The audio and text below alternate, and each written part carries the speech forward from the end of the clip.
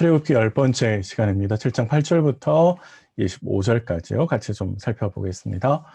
문단이 어떻게 흘러왔는지 한번 생각해 보시면요. 지난번에 5장 1절부터 6장 1절까지 하나님께서 모세를 통해서 바로에게 내 백성을 보내라라고 말씀하셨고, 아론과 모세가 이 명령에 순종했는데 그 결과는 두 사람이 보기에는 좋지 않은 결과로 나왔죠. 그런데 사실 하나님은 이 모든 것을 하나의 과정, 하나님께서 크게 그리고 계시는 그림의 하나의 과정인 것을 말씀해 주십니다. 그래서 보았고요.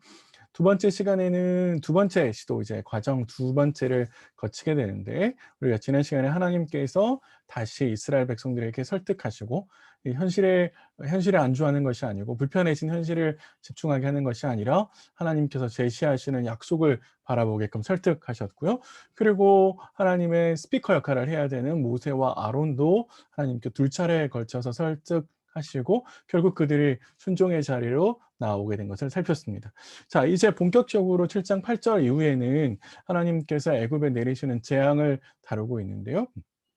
그 재앙이 10번째까지 이어지고 나면 바로가 드디어 이제 이스라엘 백성들을 내보내게 됩니다. 그래서 이스라엘 백성들이 출애굽하는 장면이 12장 37절 이하에 그려지고 있습니다. 이런 문단이 흘러가는 것을 좀 잘 살펴보시고요. 매일매일 묵상하시는 본문이 어디에 있는지, 어떻게 흐름이 흘러가고 있는지 되새겨 보시면 좋을 것 같습니다. 자, 이제 7장 8절부터 12장 51절까지는 재앙을 다루고 있는데, 그 첫 번째 7장 8절부터 13절은 이 전체 재앙의 서론 역할이라고 볼 수 있습니다. 그래서 재앙의 프롤로그라고 제가 이름을 지었고요. 학자들에 따라서는 이것도 하나의 재앙이다라고 생각해야 된다라고 생각하지만, 실제로 나머지 재앙과 비교해 보면 애굽 전역에 어떤 피해를 입히는 것은 아니기 때문에 사실 이제 재앙의 서론이라고 보는 게 더 맞을 것 같고요. 그리고 나서 10가지 재앙이 쭉 이어집니다. 이 재앙은 크게 이제 세 개씩 묶음으로 이루어져 있고요. 그래서 세 개의 사이클을 가지고 있는데, 첫 번째부터 세 번째까지, 네 번째부터 여섯 번째, 일곱 번째부터 아홉 번째까지 있습니다. 한 가지 특징은 이제 세 번째마다, 세 번째, 여섯 번째, 아홉 번째는 앞에 있는 재앙을 기술하는 내용보다 상대적으로 짧게 요약해서 기술되어 있습니다. 네, 좀 기억하시면 좋을 것 같고요. 마지막에 재앙의 정점은 10번째 재앙에서 이루어지고 있는데, 하나님께서 주시는 10번째 재앙을 위해서 준비하는 작업이 11장에서부터 시작해가지고 12장 28절까지 흘러가고 있고요. 나머지 10번째 재앙의 지금 본격적인 그 내용을 보여주는 것은 29절 이하에서 보여주게 됩니다. 그리고 이제 말씀드린 대로 출애굽이 있게 되는 것이죠. 이런 흐름을 좀 다시 좀 살펴보시고 같이 했으면 좋을 것 같습니다. 본문을 좀 하나씩 살펴보시면, 처음에는 하나님께서 모세와 아론을 부르셔서 그들에게 바로에게 해야 될 말이 있다라고 하는 것을 알려주시고, 그리고 나서 그들에게 지시를 내려주시는 것을 볼 수 있습니다. 두 사람이 바로에게 가면 바로가 분명히 이적을 보이라라는 요구를 할 거다, 이렇게 말씀하십니다. 하나님께서 바로가 이적을 보일 거라고 말씀하시는 것을 알고 계신다라고 하는 것은 이 모든 상황을 통제하고 계신다라고 하는 것을 우리에게 알려주고 있고요. 이미 하나님께서 승리를 계획하고 계셔서 사실 바로에게 가서 순종하기만 하면 된다라고 하는 것을 일러주시는 것이죠. 바로가 왜 이런 요구를 하느냐라고 하면, 아마도 첫 번째 만남에서 히브리인의 하나님이 우리에게 오셨다라고 이야기를 했었는데, 하나님께서 오셨다는 증거가 뭐냐? 그의 이적을 보여봐라. 아마 이렇게 연결을 짓는 것 같습니다. 그래서 신이 오셔서 너희에게 나가서 제사를 드려라라고 명령한 증거가 뭐냐라고 아마 요구를 하는 것 같고요. 그래서 두 사람은 어떻게 해야 되냐면, 그때 하나님께서 일러주시기를 지팡이를 가지고 던져라라고 이야기를 하시죠. 4장 17절과 20절에 보시면 하나님의 지팡이가 모세가 가지고 온 것이고, 그 모세가 아론에게 지팡이를 주어서 아론이 던지고, 아론이 던지면 그것이 바뀌는 것을 보여주는 것이죠. 착각할 수가 있을 것처럼 보이는데요. 아론에게도 또 다른 지팡이가 있었나? 아마 그런 것 같지는 않습니다. 하나님께서 주신 지팡이인 것 같고, 그것을 건네주는 것처럼 보입니다. 한 가지 좀 주의하실 거는요. 우리 개역개정 성경은 똑같이 뱀이라고 번역을 했는데, 뱀을 나타내는 히브리는 나하시고, 여기에 쓰여 있는 단어는 타닌이라고 하는 단어입니다. 구약에서 탄이는 때로는 뭐 독사라고 번역되기도 하지만, 많은 경우에 괴물이라고 번역되기도 하고요. 악어라고 번역되기도 합니다. 아마 이제 정확하게는 알 길이 없지만, 단순하게 뱀을 이야기하는 것 같지는 않고요. 아마 파충류 종류가 아닌가 생각이 들고, 어쩌면 더 나아가서 바로의 왕관에는 코브라 모양의 뱀을 형상이 있고, 그 뱀의 형상은 이제 애굽에서 섬기고 있는 여신의 이름을 본뜬 건데, 아마 그런 것들을 상징하는 건 아닐까, 그렇게 좀 짐작을 해 보고 있습니다. 지팡이에서 파충류로 뭔가를 변화하겠다라고 하는 것은 사실 하나님께서 두 사람에게 지팡이 자체에 뭔가 능력이 있는 것이 아니라 그 지팡이를 주시고 명령하시는 하나님께 능력이 있다라고 하는 것이죠. 그러니까 모세나 아론이 의존해야 될 것은 지팡이 자체가 아닌 것이죠. 하나님을 의존해야 되는 것이죠. 그리고 하나님께서 명령하시는 것을 그대로 순종해야 될 필요가 있습니다. 사실 이제 우리가 이걸 계속 착각하기 쉬운데, 하나님께서 주시는 도구들, 예를 들어서 우리가 하나님을 만나는 기도나 예배나 말씀을 보는 것, 그 모두한 것들 속에서 우리는 하나님을 만나는데, 사실 기도 그 자체에 힘이 있는 건 아니죠. 하나님께서 기도를 통해서 역사하시는 것이잖아요. 우리는 마치 기도만 하면, 예배만 드리면, 사실 이거는 우리가 하나님을 제대로 이해하지 못하는 것일 수 있거든요. 그리고 착각하는 것일 수 있습니다. 혹시 우리 안에 이제 그런 신앙, 그런 모습들이 있지는 않은지 한번 생각해 보시면 좋을 것 같습니다. 모세와 아론이 순종을 합니다. 하나님께서 그렇게 명령하셨더니 모세와 아론이 가서 이렇게 이야기하죠. 모세 특별히 6장 12절과 30절에 보면 모세는 하나님께 굉장히 많이 강하게 거절했었거든요. 이스라엘도 듣지 않는데 바로가 어찌 내 말을 듣겠습니까? 나는 입이 둔합니다. 바로가 어찌 내 말을 듣겠습니까? 라고 이야기했는데, 그 모세가 하나님의 순종의 자리에 나오고 있죠. 그러니까 생각해 보시면 하나님의 능력과 하나님의 역사를 미루게 만드는 것은 바로가 아니라 사실 그 하나님의 역사의 통로가 되어 주어야 할 모세일 수도 있는 것이죠. 그래서 그 모세가 순종의 자리에 나오니까 하나님의 역사가 일어나고 하나님의 계획이 진행되는 것을 알 수 있습니다. 그러니까 우리의 순종이 하나님의 계획을 이루어가는 굉장히 중요한 통로가 되고 있다라고 하는 것을 보여주고 있는 것이고요. 그 순종의 결과는 뭐냐면, 말씀하신 대로 지팡이가 파충류가 되죠. 하나님께서 말씀하신 대로 그대로 두 사람이 순종하고 순종을 하니까 말씀하신 것이 이루어지는 것이죠. 하나님의 역사가 현실이 되는 거죠, 우리의 순종은. 그래서 우리의 순종은 하나님의 역사가 다시금 우리 앞에서 눈으로 현실이 되는 것을 우리에게 알려주고 있다. 이렇게 좀 생각해 보시면 좋을 것 같고요. 내 일상의 삶에서 하나님의 계획이 이루어지는, 또 하나님의 역사가 현실이 되는 그런 통로가 되는 순종, 하나님께서 요구하시는 순종이 뭘까? 지금 내 삶에 하나님께서 지금 당장 뭘 원하시고 계실까? 때로는 그것이 누군가를 만나고 누군가에게 관계를 개선하는 일일 수 있고요. 때로는 누군가에게 도움을 주는 일일 수 있고, 누군가를 사실 밉지만, 함께하기 싫지만 그에게 손을 내밀어서 품어가는 그런 일일 수 있는 것이죠. 그런 것들을 우리가 하나씩 좀, 뭘 순종해야 될 것인가? 우리 일상에서 순종해야 될 목록들을 좀 찾아보시면 좋을 것 같습니다.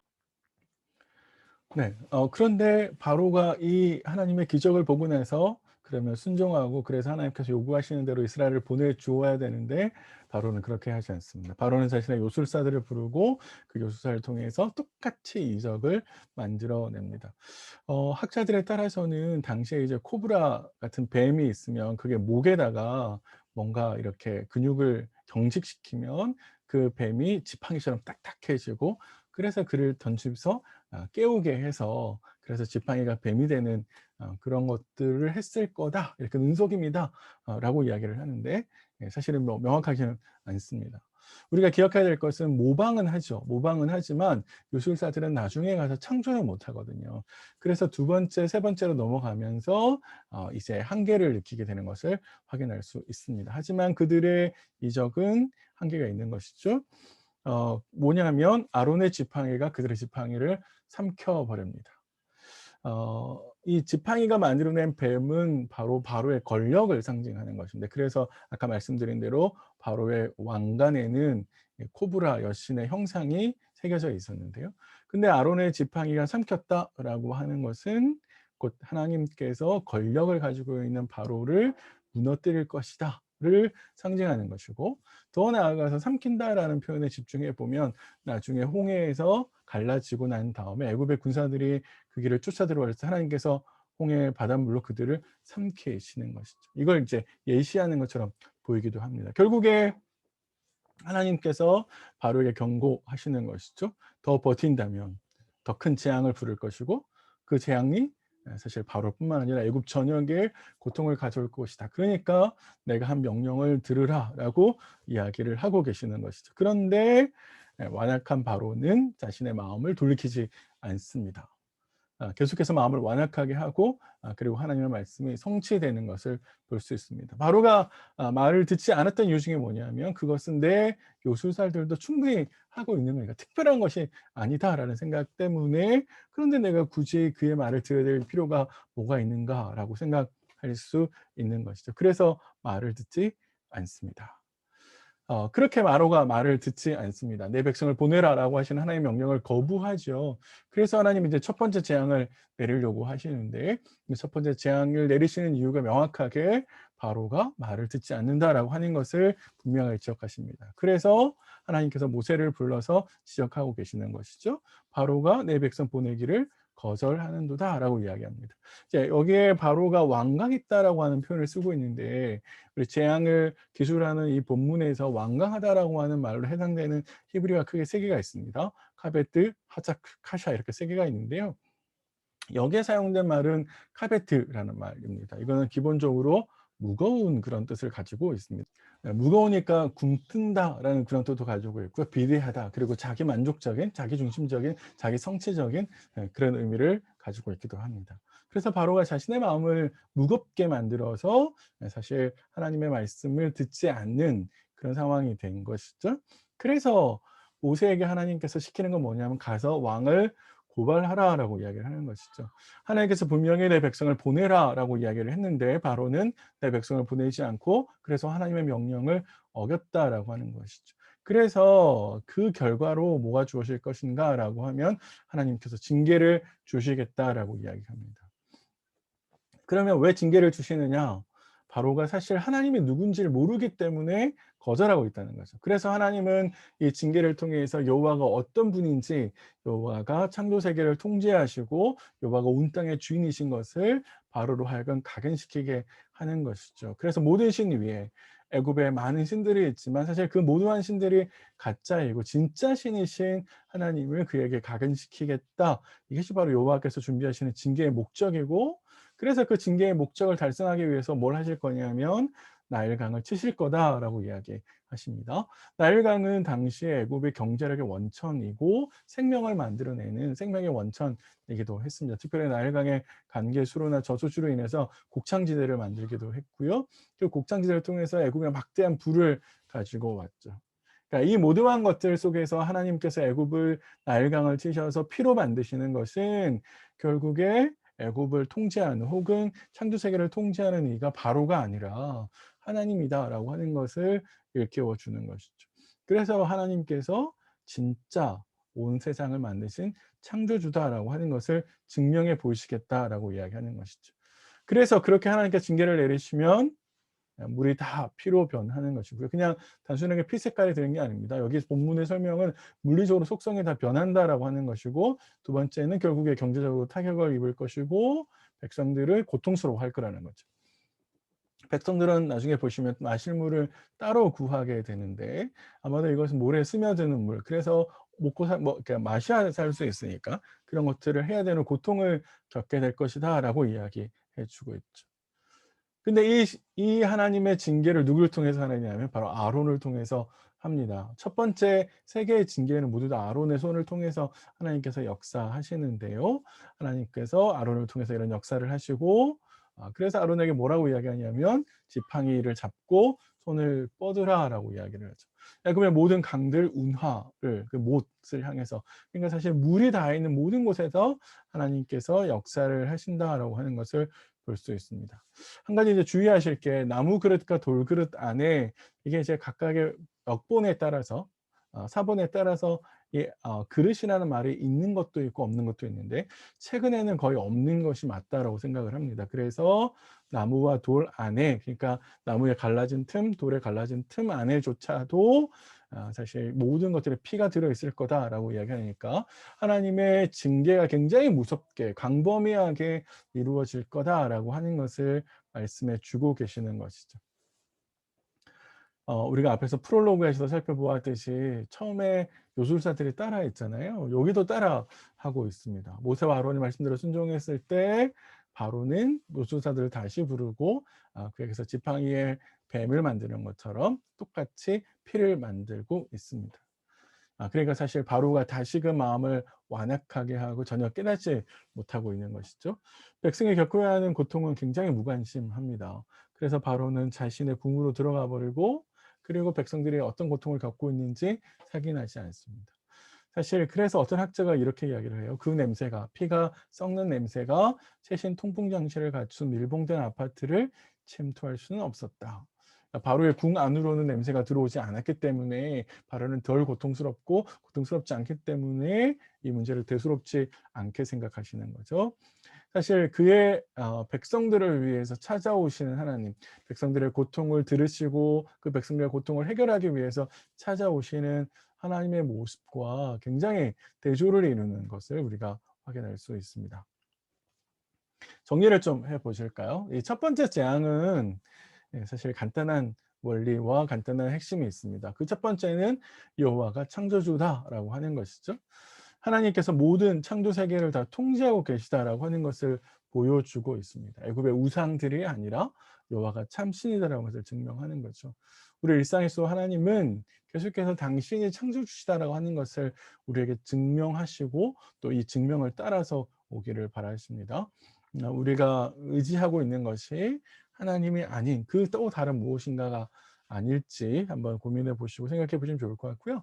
더 나아가서는 하나님이 창조주시다라고 하는 것을 바로에게 깨닫게 하시는 것, 이게 바로 첫 번째 재앙이 가지고 있는 의미입니다. 피조물의 시기와 물질을 통제하시는, 그래서 나일강의 물을 피로 바꾸시는 그 하나님을 여호와를 바로게 각인하게 하는 것이죠. 이것이 결국 이스라엘 백성들에게는 하나님께서 살아계시고 하나님께서 그들에게 오셔서 능력을 베풀고 계시다라고 하는, 그래서 하나님을 신뢰하게 만드는 것으로 작용하고 있습니다. 그런데 바로가 계속해서 완악해져 갔죠. 바로의 완악함이 하나님의 더 큰 징계를 부르고 백성들에게 더 큰 고통을 안겨주는 것을 바로가 이해하지 못합니다. 오늘 하루를 사시면서 바로처럼 거절의 자리가 아니라 완악함의 자리가 아니라 순종의 자리에, 그리고 하나님께서 참 신이라고 말씀하시니까 하나님을 따라가는 자리, 하나님을 따라가는 모습으로 하루를 살아내셨으면 좋겠습니다. 수고하셨습니다.